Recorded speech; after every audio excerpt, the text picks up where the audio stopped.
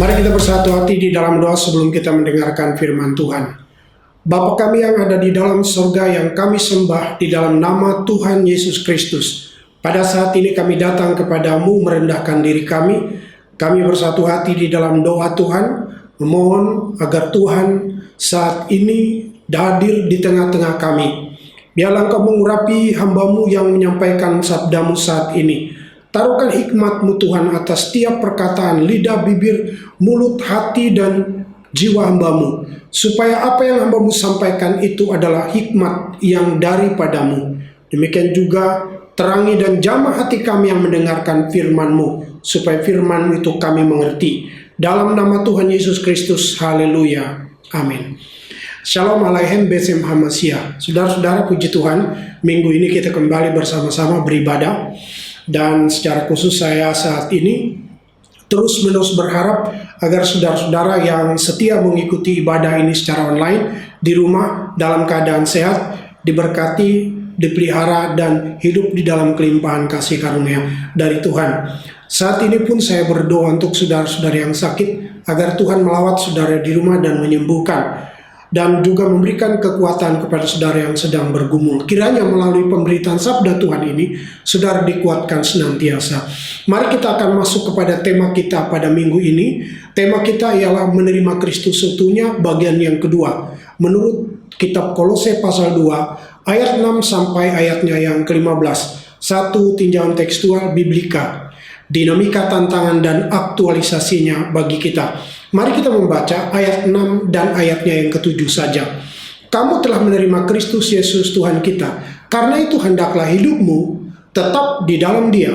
Hendaklah kamu berakar di dalam Dia dan dibangun di atas Dia.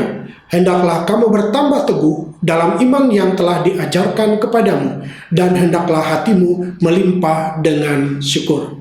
Saudara-saudara, pentingnya penerimaan Kristus seutuhnya ini berimplikasi pada pertanyaan, Kristus yang mana dan bagaimana aktualisasinya.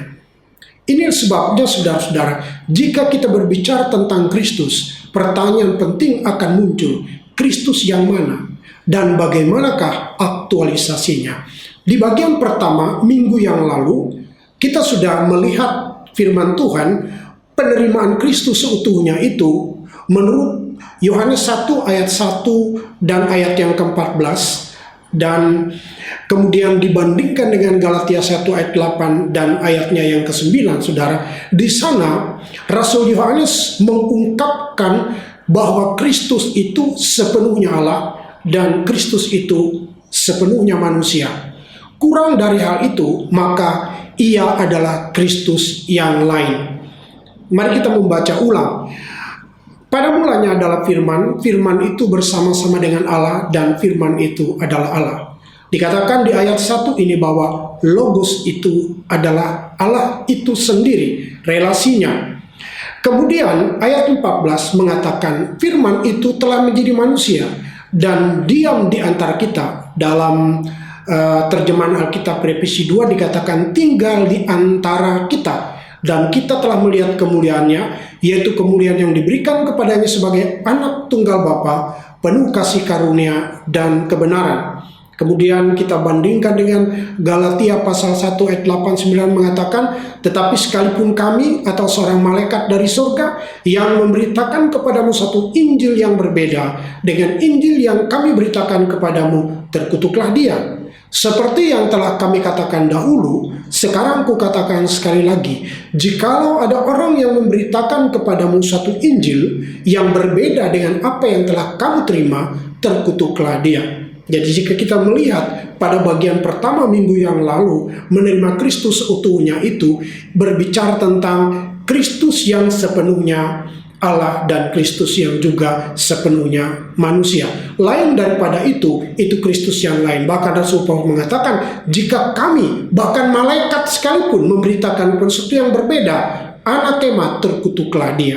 Nah, dalam pergumulan gereja, keutuhan penerimaan tentang Kristus ini dan aktualisasinya itu ditegaskan dalam konsili Efesus 4:31 dan lagi ditegaskan ulang dalam konsili Kalsedon 4:51 Masehi, bahwa dikatakan di situ Kristus sepenuhnya Allah dan juga sepenuhnya manusia. Dia adalah anak Allah, memiliki dua kodrat, satu hipostasis atau satu pribadi. Jadi saudara-saudara, itulah Kristus yang kita kenal di dalam kitab suci. Nah, pada bagian yang kedua ini, tema kita masih menerima Kristus seutuhnya, tetapi menurut Kolose pasal 2, kita melihat dan meninjau dari ayat 1 sampai ayat 15. Teks ini berbicara tentang tantangan dari sebuah penerimaan seutuhnya itu dan bagaimana aktualisasinya itu dalam kehidupan kita sebagai orang-orang yang percaya. Saudara-saudara, secara garis besar pokok bahasan Kolose pasal 2 ayat 1 sampai 15 menyatakan secara tegas kecukupan mutlak dari Kristus. Jadi Kristus itu cukup. Dan itu menutup kemungkinan apapun tentang keselamatan di luar Kristus. Dikatakan bahwa kecukupan dari Kristus di tengah-tengah ajaran sesat yang saat itu berkembang di jemaat Kolose. Saudara-saudara, pokok bahasan kitab ini dimulai dari Kolose pasal 1 yang berbicara tentang penegasan kembali tentang kealahan Kristus. Kemudian Kolose pasal 2 adalah himbauan untuk kembali kepada tradisi positif yang memusatkan perhatian kepada Kristus yang melaluinya mereka jemaat Kolose itu telah menerima Injil itu. Itu bisa kita lihat di dalam Kolose pasal 2 ayat 6 sampai 8. Mari kita akan melihat pokok pikiran di ayatnya yang ke-8. Kita baca.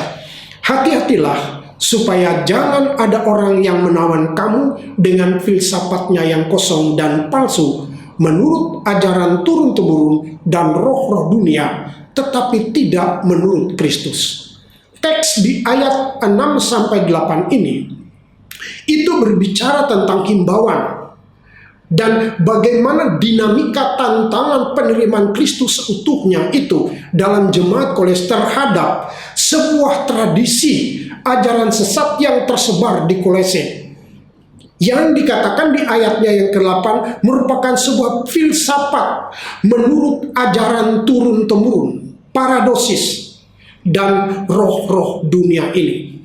Nah, argumen pertama Rasul Paulus ialah ia tidak menyalahkan tradisi itu sendiri, tetapi justru membedakan tradisi tersebut dengan tradisi menurut Kristus yang telah diterima oleh jemaat Kolose.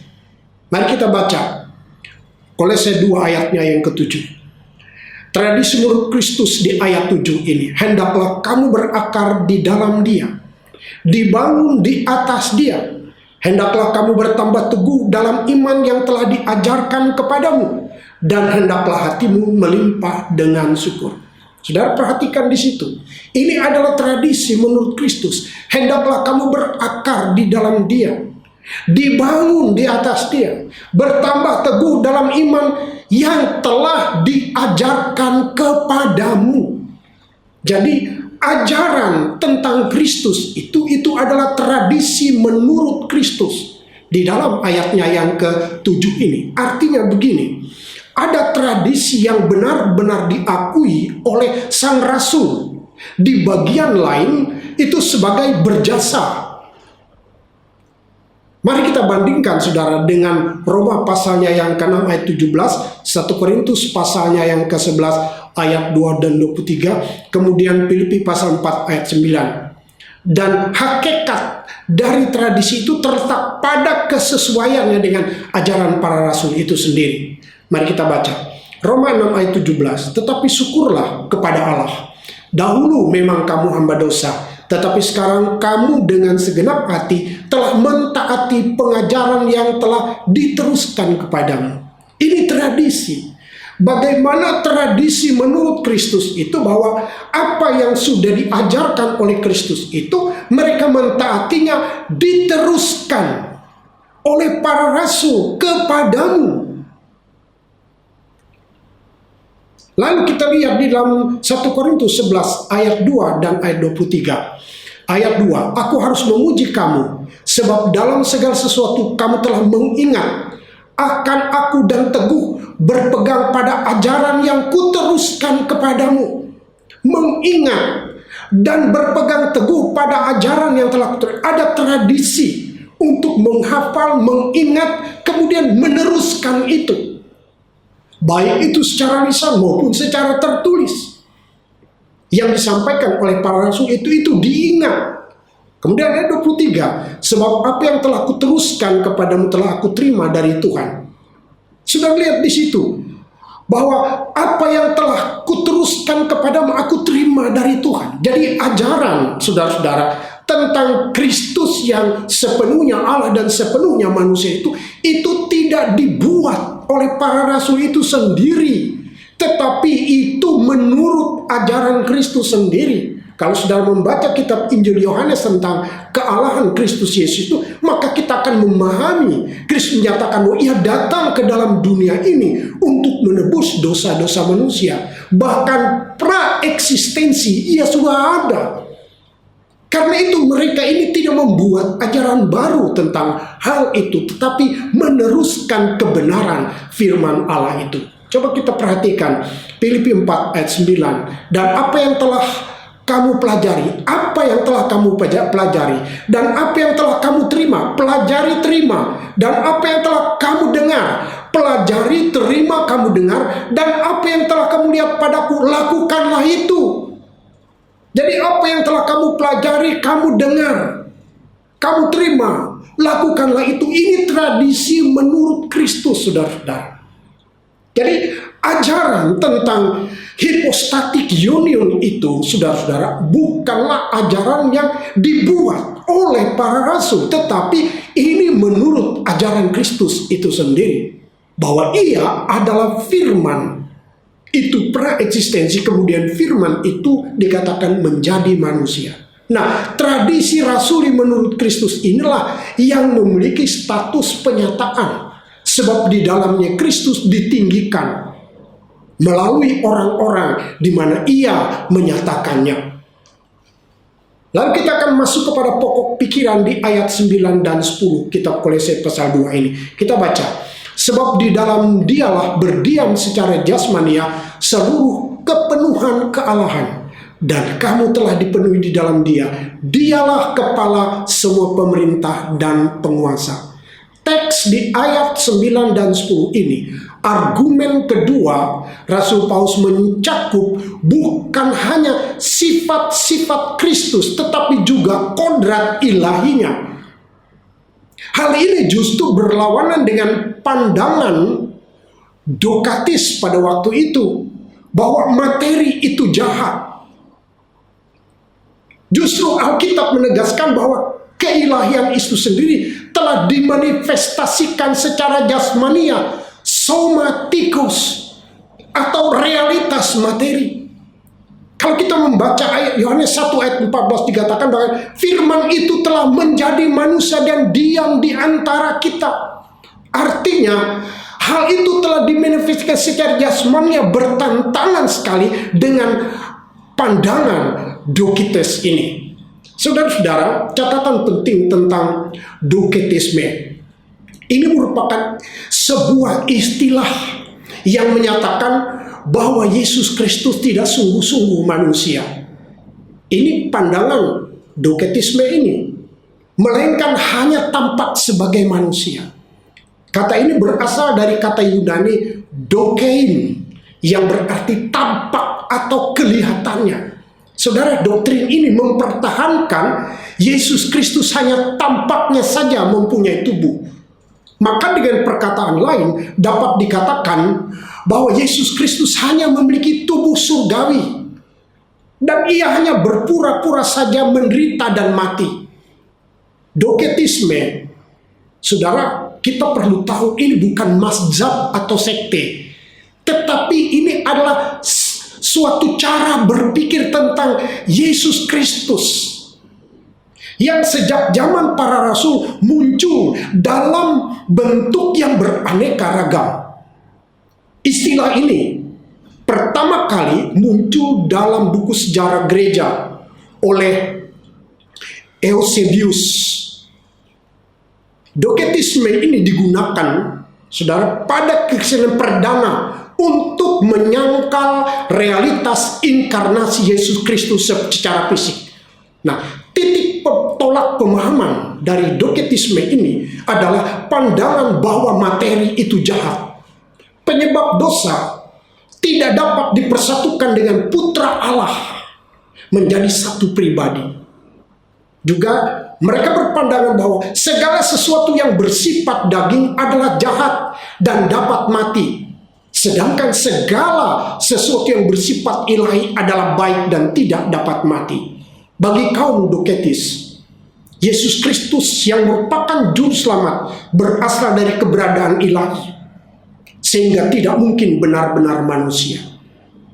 Nah, saudara, di kitab Kolose ini yang menjadi bacaan kita bersama ajaran gnostik yang dikenal di jemaat Kolose, doketisme bermaksud untuk menjauhkan realitas penderitaan itu dari Sang Kristus. Keilahian Kristus sangat ditekankan, sehingga setiap aspek kehidupannya di bumi ini hanya dianggap semu, mulai dari kelahiran sampai kematiannya. Oleh karena itu, pada awal abad kedua, pandangan ini secara eksplisit ditentang oleh Ignatius dari Antioquia dan dipandang sebagai bidat. Itulah sebabnya kenapa pentingnya, saudara-saudara, kita menerima Kristus itu seutuhnya menurut ajaran Kristus dan juga para rasul serta bapak-bapak gereja itu, karena ajaran ini tidak dibuat oleh mereka, namun ini adalah ajaran yang diteruskan. Oleh sebab itu gereja dalam pergumulannya mempertegas kembali keutuhan dari Kristus yang sepenuhnya Allah dan Kristus yang adalah sepenuhnya manusia ini. Mari kita masuk pada pokok pikiran di ayat 11-13. Kita baca, dalam Dia kamu telah disunat, bukan dengan sunat yang dilakukan oleh manusia, tetapi dengan sunat Kristus, yang terdiri dari penanggalan akan tubuh yang berdosa. Ayat 12, karena dengan Dia kamu dikuburkan dalam baptisan, dan dalam Dia kamu turut dibangkitkan juga oleh kepercayaanmu kepada kerja kuasa Allah, yang telah membangkitkan Dia dari orang mati. Ayat 13, kamu juga meskipun dahulu mati oleh pelanggaranmu, dan oleh karena tidak disunat secara lahiriah, telah dihidupkan Allah bersama-sama dengan Dia sesudah Ia mengampuni segala pelanggaran kita. Ringkasnya, ungkapan di ayat 1 sampai ayat 13 ini adalah argumen ketiga Rasul Paulus, di mana teks ini sering mengacu kepada gereja sebagai bait Allah yang sejati, yang didirikan melalui realitas kematian, penguburan, dan kebangkitan Kristus itu seutuhnya. Itu, saudara-saudara, argumen di ayat 11-13 ini seringkali itu mengacu kepada gereja sebagai bait Allah yang sejati, yang didirikan melalui realitas kematian, penguburan, dan kebangkitan Kristus itu seutuhnya. Mari kita perhatikan apa yang dikatakan oleh Kristus dalam Yohanes pasal 2 ayat 19-22 sebagai perbandingan. Jawab Yesus kepada mereka, rombak bait Allah ini, dan dalam 3 hari aku akan mendirikannya kembali. Itu berbicara tentang bagaimana Ia akan mati dan mendirikan gerejanya melalui kematian, penguburannya. Lalu kata orang Yahudi ikut kepadanya, 40 tahun orang mendirikan bait Allah ini, dan engkau dapat membangunnya dalam 3 hari? Tetapi yang dimaksudkan dengan bait Allah itu tubuhnya sendiri. Jadi saudara, realitas ini berbicara tentang bagaimana Ia mendirikan gerejanya melalui kematian, penguburan, dan kebangkitannya itu. Ayat 22, kemudian sesudah Ia bangkit dari antara orang mati, barulah teringat murid-muridnya bahwa itu telah dikatakannya, dan mereka pun percayalah akan kitab suci dan akan perkataan yang telah diucapkan Yesus. Barulah murid-muridnya mengerti. Inilah argumen yang dikemukakan oleh Rasul Paulus kepada jemaat Kolose, bahwa gereja itu tidak didirikan, saudara-saudara, oleh manusia, tetapi gereja itu adalah bait Allah. Gereja itu didirikan oleh Kristus. Dan itu ia dirikan seutuhnya melalui kematian, penguburan, dan kebangkitannya. Ini yang dimengerti oleh para murid dan diteruskan kepada gerejanya. Kita masuk pada pokok pikiran di ayat 14 dan 15. Kita membaca, dengan menghapuskan surat utang yang oleh ketentuan hukum mendakwa dan mengancam kita, dan itu ditiadakannya dengan memakukannya pada kayu salib. Ia telah melucuti pemerintah-pemerintah dan penguasa-penguasa dan menjadikan mereka tontonan umum dalam kemenangannya atas mereka. Teks di ayat 14 dan 15 adalah argumen keempat Rasul Paulus, yaitu bagaimana proses karya penebusan Kristus dan implikasinya oleh karena penerimaan kita akan Kristus seutuhnya ini. Saudara-saudara, kita lihat bagaimana prosesnya. Ia menyebut di ayat 14, sebuah surat hutang dikatakan. Ini adalah sebuah sertifikat yang menunjuk hutang seseorang. Dan ini kelihatannya mengacu pada hukum Musa yang tertulis. Dan juga bagi orang bukan Yahudi yang termasuk juga hukum hati nurani. Coba kita bandingkan dengan Roma 2:14-15. Apabila bangsa-bangsa lain yang tidak memiliki hukum Taurat oleh dorongan diri sendiri melakukan apa yang dituntut hukum Taurat, maka walaupun mereka tidak memiliki hukum Taurat, mereka menjadi hukum Taurat bagi diri mereka sendiri. Jadi itu mengacu yang tertulis. Ayat 15. Sebab dengan itu mereka menunjukkan bahwa isi hukum Taurat ada tertulis di dalam hati mereka, dan suara hati mereka turut bersaksi, dan pikiran mereka saling menuduh atau saling mendakwa. Menurut Alkitab, saudara, dalam prosesnya ini, kewajiban hutang ini jika tidak dilaksanakan akan mendakwa, menuntut kita. Namun telah ditiadakannya, kata ayat 14, di kayu salib.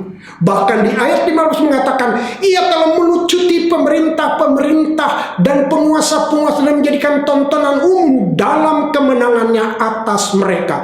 Artinya satu kemenangan yang gilang gemilang.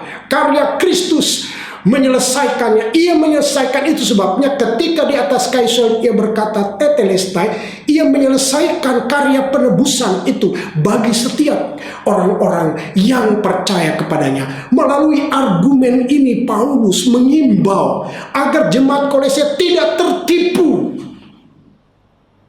oleh ajaran ini, tetapi tetap berpegang kepada Kristus menurut ajaran para rasul.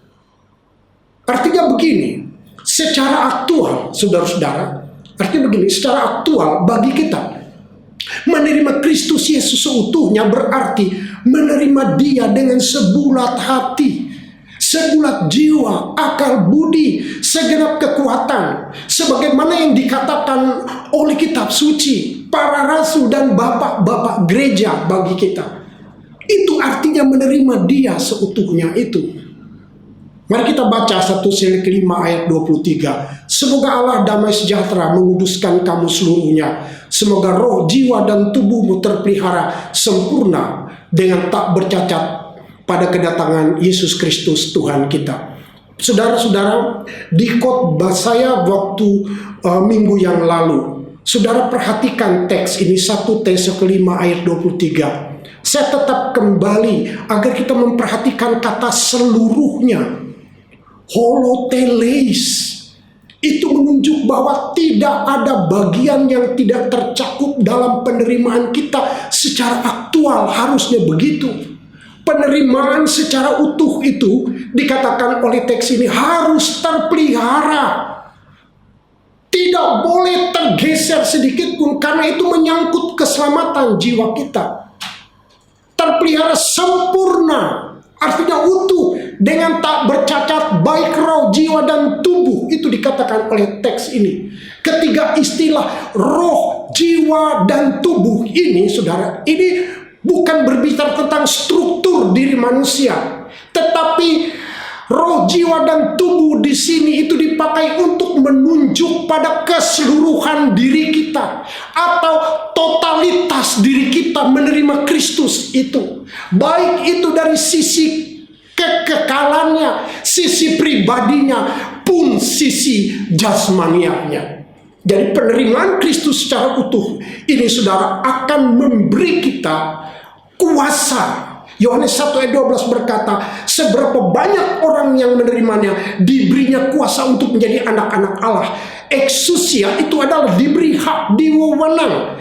Maka dengan hak penuh itu, dengan kuasa yang dari Tuhan, dengan otoritas yang daripada Tuhan itu, kita akan mampu menjawab semua dinamika tantangan dewasa ini. Apapun kondisi kita, karena kita tahu bahwa Kristus yang kita kenal itu adalah Kristus yang telah mengasihi kita. Kristus yang sama dengan kita, kecuali dalam hal dosa. Ia telah menderita untuk kita, namun Dia juga adalah Allah sepenuhnya. Tidak ada Allah yang seperti ini. Hanya ada dan kita kenal di dalam Kristus. Kiranya firman Tuhan itu menguatkan hati saudara dan saya untuk dapat menghadapi setiap dinamika tantangan di tengah-tengah dunia ini, dan melaluinya kita tetap dapat memuliakan Bapa, Putra, dan Roh Kudus dalam hidup kita. Amin. Mari kita bersatu hati dalam doa. Bapa kami yang ada di dalam sorga, yang kami sembah di dalam nama Tuhan Yesus Kristus, kami sudah dengar sabdamu. Biar sabdamu itu menjadi pelita bagi kaki kami, terang bagi jalan hidup kami yang sudah mendengar. Haleluya, amin.